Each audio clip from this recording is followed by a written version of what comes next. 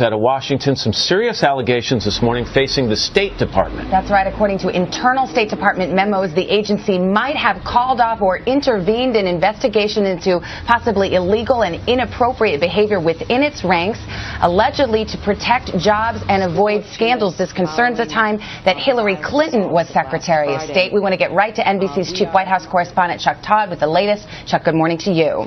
Good morning, Savannah. You know, there's an old saying in Washington that the cover-up is worse than the crime.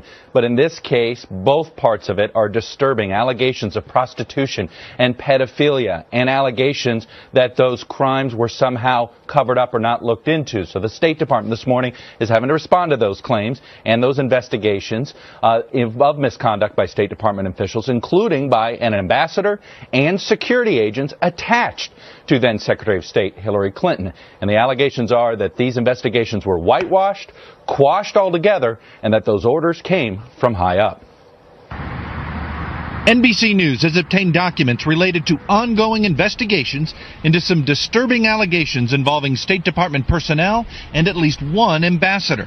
A State Department memo says the ambassador, quote, routinely ditched his protective security detail in order to solicit sexual favors from both prostitutes and minor children. The memo also says a top State Department official directed department investigators to, quote, cease the investigation into the ambassador's conduct. It's just one of what another document describes as, quote, several examples of undue influence from top state officials. On Monday, a State Department spokesperson will not confirm specific investigations. I'm not going to talk about specific cases, but I can say broadly that the notion that we would not vigorously pursue criminal misconduct in any case is preposterous. A former investigator for the department's inspector general has complained to Congress and the media that the investigations have not been thorough because of the pressure from those high-level officials. We take every allegation of misconduct seriously, and we look into it. It was less than 6 months ago that another major internal investigation painted Hillary Clinton's State Department in a negative light. That scathing report on the failed diplomatic security procedures in the aftermath of the Benghazi attack. What difference at this point does it make? It is our job to figure out what happened and do everything we can. As we noted, the whistleblower in this case, a member of the Inspector General investigative team at the State Department, she's gone to Congress demanding an investigation, and it's our understanding Congressman Ed Royce, the leading Republican in House Foreign Relations, says he does plan on having an investigation, and no doubt hearings are probably going to come soon as well, Savannah. But Chuck, where are we on this? Is at this point just allegations from one whistleblower? Have they been substantiated in any way? Well, here's what it is. The whistleblower says that this report, that the internal investigation having to do with how diplomatic security even investigated these allegations, that's where this scathing report came from. It's how the investigators somehow dropped the investigations, including into this ambassador and onto some other deal, including on folks that were part of security detail. So the allegations themselves haven't been fully substantiated by us, but this Inspector General whistleblower believes that the evidence was clear, but the problem was the investigation wasn't done in time to find out for sure if this misconduct was happening. More to come on this for sure. Chuck Todd, thank you. A Fox News alert as the manhunt continues for the van driver in that horrific terror attack 2 days ago in Spain. New details now revealing an even deadlier plot by the terror cell. Spanish police saying the bombs that caused the house explosion in the nearby town of Alcanar were actually the terrorists' failed plan A for the attack in Barcelona. So, how deep does this terror cell's influence run in that region? Joining us with his reaction is Mobin Sheikh. He was once radicalized when he was a teenager. He's a former jihadist and a terror expert, and now is helping us all try to make sense every time these horrific attacks happen. Mobin, thank you for being with us. Thank you very much for having me. So how should we be thinking about this as we wake up this morning? Well, there are a number of ways to look at it. I mean, one of them is that this is something that we are supposed to be expecting, or at least I have been expecting by ISIS in Europe.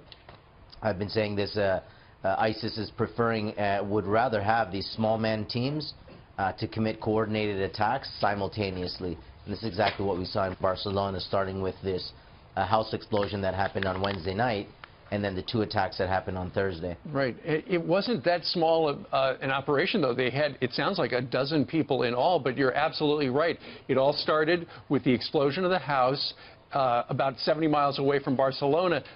Moving, that's the house where they were assembling bombs. They were going to put it in one of the two vans, then drive it somewhere and try to kill as many people as they possibly could. But when their bombs blew up, and maybe their suicide vests, we don't know exactly what they had, they went out with fake suicide vests and tried to mow down as many people as they possibly could. They had to institute Plan B. Yeah, you know, so I was saying as well yesterday, I mean, especially when all this information was coming out, that it's like the iceberg model, right? You see the tip of the iceberg sticking out of the water, and underneath the water is a much larger piece of ice. This is like the network that we're looking at. I mean, initially we only had a handful of individuals who were involved. Now I think it's up to 8, if not 12, as you said. And that's just what is visible above the water. Right. And there's a much larger network that's at play, at work, underneath the water. Right. And that's what I'm looking to see Spanish police move on in the coming days. But I want to get you to the mentality of the individuals that are doing this. Geraldo, I thought, brought up a really good point. He said, and I agree with this, as a young man myself, when I was in this 18 to 22, 23-year-old range, I was focused on two things, quite frankly, and a lot of American males can say the same. I was focused on girls, and I was focused on sports. These individuals are focused on terror, much deeper thinking that is rooted in hatred and misunderstanding. How does this happen? How do you get to that mental state? And what can we do to prevent this? What can we as Americans do, American military, American counterintelligence, do to counteract this? Yeah, it's a good question. I mean, you know, it's almost like a running joke where, you know, a lot of these guys just need girlfriends. I'm not trying to minimize it or lessen it, but look, the reality is that it's because of nature and nurture, right? I mean, largely because of how you're raised. You know, hate is something taught, is something learned, and it can be unlearned. But in the case of young teenagers who are growing up in this kind of environment, you know, usually for the Moroccan backgrounds, wherever they may be claiming that there's a marginalization, so there's a grievance factor.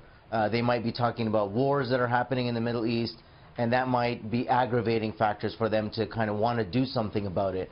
And you see this across the board, whether it's, you know, white supremacists or jihadists, hyper-masculinity, you know, this idea that this is what makes you a real man, you know, to be violent, to kill in the name of God on top of that. It's very difficult. I mean, these are social processes, you know, human psychological processes. And it's going to require, you know, psychosocial efforts by community, you know, NGOs. Sure. But also the hard end of enforcement. I mean, putting human intelligence, spies in the networks, catching them, prosecuting them, or killing them if we have to. Well, Mobin, you've been through this yourself, so it's a great perspective to have on this morning. Thank you for being with us. Investigator Peter Strzok has quit. Special counsel Robert Mueller's probe into alleged Russian interference in the 2016 presidential election. ABC News reports that one of the FBI top investigators, tapped by special counsel Robert Mueller just weeks ago to help lead the probe of Russian meddling in last year's presidential election, has left Mueller's team. The recent departure of FBI veteran Peter Strzok is the first known hitch in a secretive probe that, by all public accounts, is charging full steam ahead. Just last week, news surfaced that Mueller's team had executed a search warrant at the Virginia home of Donald Trump's former campaign manager, Paul Manafort. And the week before that, ABC News confirmed Mueller is now using a federal grand jury in Washington, D.C., to collect documents and other evidence. It's unclear why Strzok stepped away from Mueller's team of nearly 24 lawyers, investigators and administrative staff. Strzok, who has spent much of his law enforcement career working counterintelligence cases, and has been unanimously praised by government officials who spoke with ABC News, is now working for the FBI's Human Resources Division. He is no stranger to complex and controversial investigations.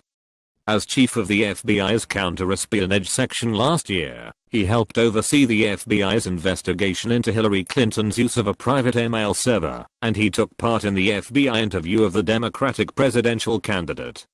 Robert Mueller's investigation into Russian interference in the 2016 presidential election is reportedly entering a new phase, with the special counsel now looking to interview White House officials. New York Times reports that, in a sign that the investigation into Russian interference in the 2016 presidential election will remain a continuing distraction for the White House, the special counsel Robert S. Mueller is in talks with the West Wing about interviewing current and former senior administration officials, including the recently ousted White House Chief of Staff Reince Priebus. According to 3 people briefed on the discussions, Mr. Mueller has asked the White House about specific meetings, who attended them, and whether there are any notes, transcripts, or documents about them, 2 of the people said. Among the matters Mr. Mueller wants to ask the officials about is President Trump's decision in May to fire the FBI director, James B. Comey. That line of questioning will be important, as Mr. Mueller continues to investigate whether Mr. Trump obstructed justice in the dismissal of Mr. Comey. No interviews have been scheduled, but in recent weeks Mr. Mueller's investigation has appeared to intensify. Late last month he took the aggressive step of executing a search warrant at the home of Paul J. Manafort, Mr. Trump's former campaign chairman. Legal experts say Mr. Mueller may be trying to put pressure on Mr. Manafort to cooperate with the investigation.